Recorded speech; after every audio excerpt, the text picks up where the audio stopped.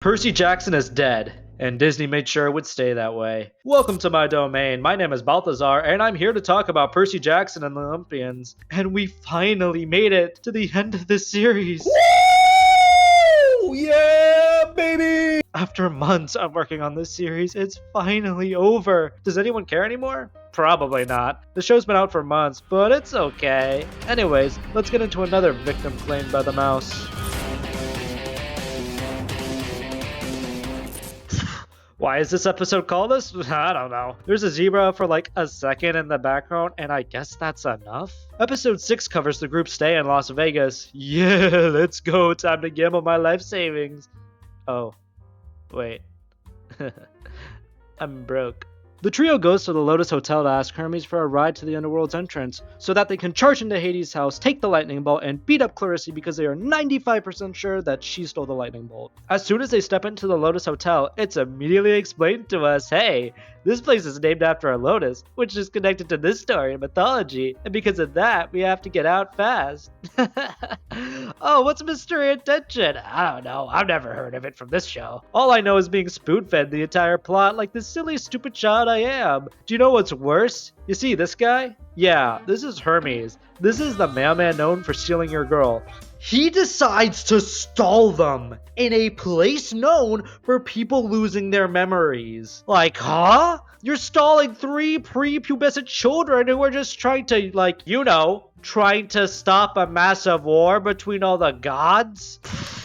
Nothing serious, just the fate of the world! So why would you do that? Why are you here? Do you want to die?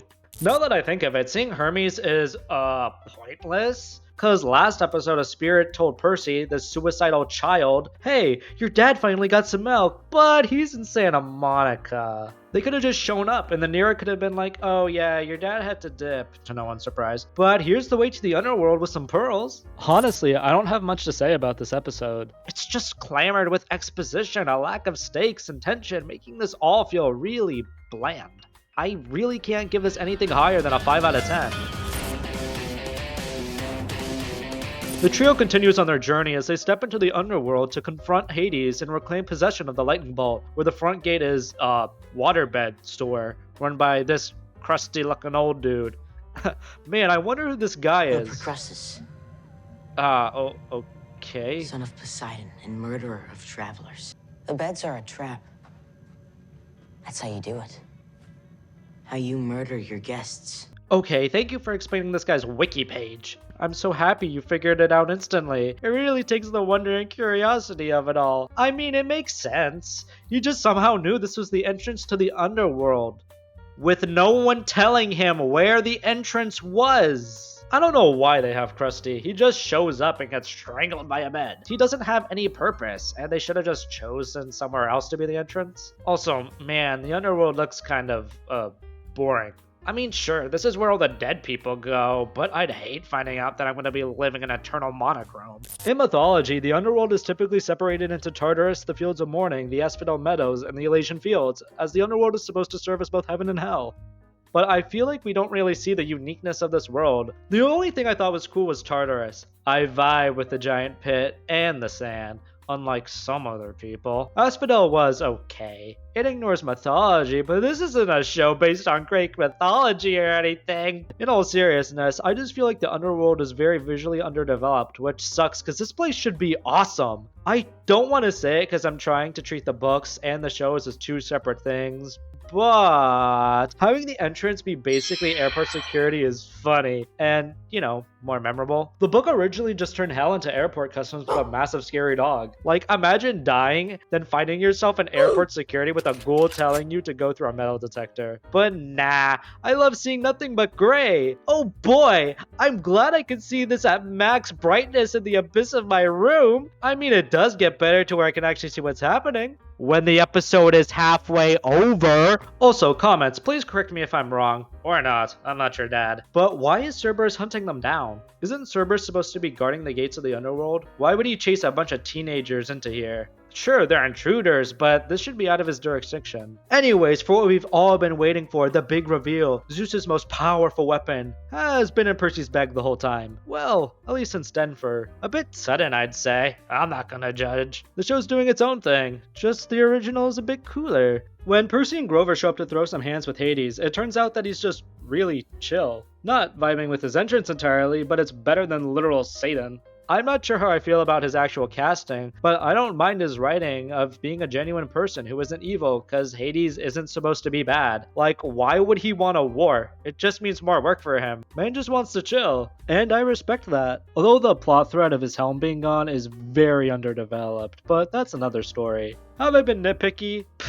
Yeah, but I do like the stuff with Percy and his mom and trying to make him more independent and understanding his identity for the sake of his future. And I will say that one scene with Poseidon and Percy's mom is really good. 'Tis a very well done scene, I will say. The usage of the proles is also good. The fact that they start out with 4 and lose 1 adds to the stakes cause they can't save Percy's mom. And having Annabeth tap out also raises the stakes. Albeit the execution is a little questionable cause it makes zero sense mythology wise. Basically, the start is rough, but I enjoyed the later half, so a 7 out of 10.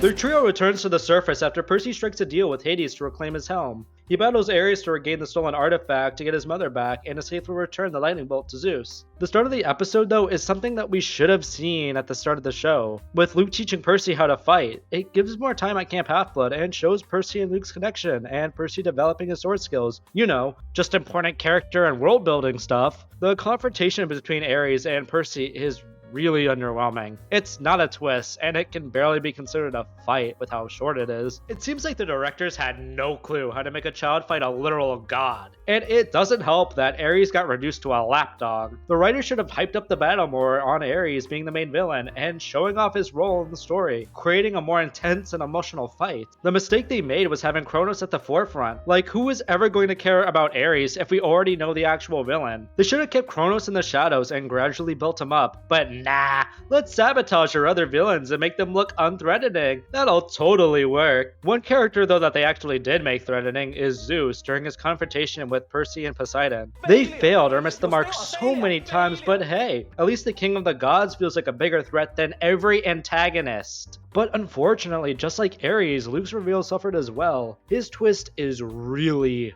bad. It's been obvious since episode 6 that Luke would turn, and it carries little to no weight alongside a mediocre fight. I will never forget how in the first book, Luke left a poisoned Percy to die after rejecting his offer. I remember thinking that twist was insane, as Luke revealed he was behind it all, which cemented him as the main antagonist. But the fact that Percy goes into exposition mode and reveals everything just leaves a bad taste in my mouth. Overall, the ending is underwhelming. It feels like once they return the lightning bolt to Zeus, the show is trying to wrap up as fast as possible without considering all the points it needs to come to this conclusion. It's not a horrible ending, it's just disappointing. The show isn't bad, it's not good, but it's not horrible, it's just mid. It has good moments, but a lot of inconsistencies in terms of writing and pacing, which ultimately hurt the show. And is mid really acceptable when it falls into the same cesspool as everything else, where something being good is the rare exception? If you enjoy mid things, then I tip my hat off to you, but I know that this could have been better, and being the bare minimum of an adaptation doesn't work as a defense, as it can barely stand on its own. And because of that, it's dead to me as both its own show and an adaptation.